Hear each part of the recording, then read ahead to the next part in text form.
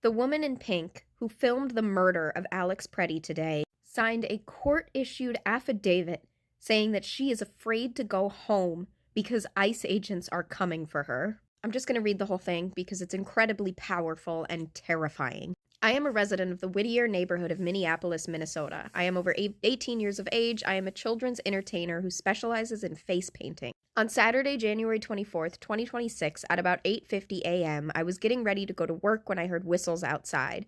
I knew the whistles meant that ICE agents were in the area, so I decided to check it out on my way to work. I've been involved in observing in my community because it is so important to document what ICE is doing to my neighbors. Connecting to your local community and knowing who your neighbors are is something I profoundly value. I drove to Nicollet Avenue and 26th, where I could hear the whistles coming from. I turned south onto Nicollet. There were already several ICE agents there, and they'd set up a sort of vehicle convoy on Nicollet and 28th. There were also about 15 observers there, recording and observing ICE. I saw ICE agents surrounding cars and punching car windows. I also saw them stopping vehicles farther down Nicollet, so I backed up because I didn't feel safe continuing on. I noticed a man sort of acting to help traffic move more smoothly. He helped me find a place to park. I got out with my whistle and my camera. I went over to him and said something like, "I'm going to film and use my whistle." It seemed like most ICE activity was happening a little farther down the street from us, near 27th. Someone was being thrown to the ground. I started recording. There was an agent by a car across the street. Two observers were a few feet away from the agent, blowing their whistles. One was wearing a backpack.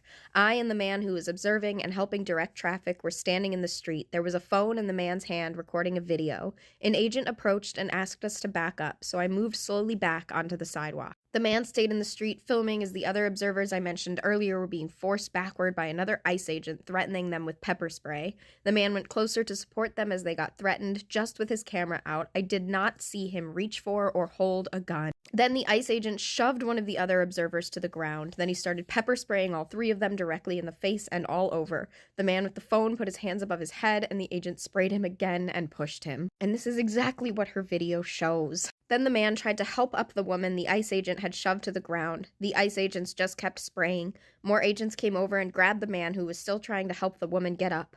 All three of the observers looked to have been badly affected by the pepper spray. I could feel the pepper spray in my eyes. The agents pulled the man on the ground. I didn't see him touch any of them. He wasn't even turned toward them. It didn't look like he was trying to resist, just trying to help the woman up. I didn't see him with a gun. They threw him to the ground. 4 or 5 agents had him on the ground, and they just started shooting him.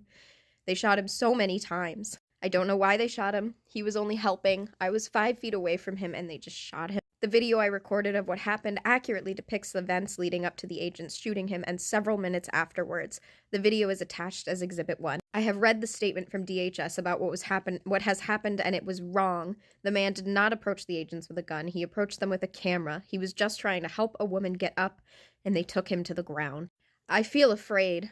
Only hours have passed since they shot a man right in front of me, and I don't feel like I can go home because I heard agents were looking for me. I don't know what the agents will do when they find me. I do know that they're not telling the truth about what happened. I've heard that other witnesses might have been arrested and taken to the Whipple building. I am disgusted and gutted at how they are treating my neighbors and my state. I keep alternating between crying and feeling determined. It is important to remember the value of documenting injustice. We show up for the people who need us to bear witness, because it can't just be one group of people bearing the brunt of their tyranny. This is a struggle to protect our freedom and democracy. Those things are on the line. He lost his life for those values. I declare under penalty of perjury that everything I have stated in this document is true and correct. This is so unbelievably dystopian. This woman is terrified to go home because she is afraid of what the ICE agents will do to her, because they are looking for her. And they've already arrested witnesses. Preddy's family also issued a statement earlier today, and they are pissed. They are extremely pissed at this administration for spreading lies and for getting in the way of this investigation. He said, "We are heartbroken, but also very angry. Alex was a kind-hearted soul who cared deeply for his family and friends, and also the American veterans whom he cared for as an ICU nurse at the Minneapolis VA hospital. Alex wanted to make a difference in this world. Unfortunately, he will not be with us to see his impact. I do not throw around the hero term lightly. However, his last thought and act was to protect a woman. The sickening lies told about our son by the administration are reprehensible and disgusting. Alex is clearly not holding a gun when attacked by Trump's murdering and cowardly ICE thugs. He had his phone in his right hand, and his empty left hand is raised above his head while trying to protect the woman ICE just pushed down, all while being pepper sprayed. Please get the truth out about our son. He was a good man. Thank you. This is an unbelievable nightmare. Witnesses are terrified of what ICE agents are going to do. The family of a victim is begging people to hear the truth and not listen to the lies coming from this administration. Minnesota officials have filed a lawsuit against DHS saying that they mishandled evidence. They took cell phones from people. They said that they made astonishing law enforcement decisions.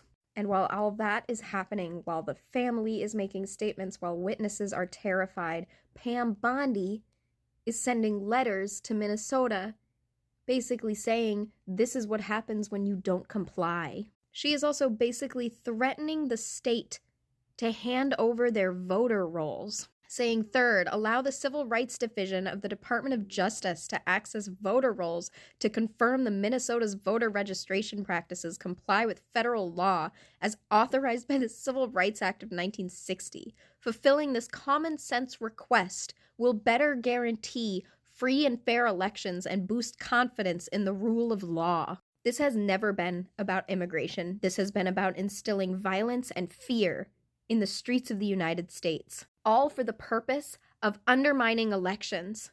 This is absolutely insane. Everyone has to continue filming ICE in everything that they do, upload it live so that they can't take your evidence. We have to protect each other. These witnesses are afraid for their lives, afraid for their freedom. And I just want to end this video with Alex Preddy's own words. Alex Preddy was an ICU nurse for the VA. He gave a final salute to this man's dad, and he shared this video. I'm going to read the statement first, and then I'll show the clip. R.A.P. Alex Preddy. He was my dad's ICU nurse. He read my dad's final salute at the VA after he passed away. Never wanted to share this video, but his speech is very on point. Also, my father's final words to me was continue to fight the good fight.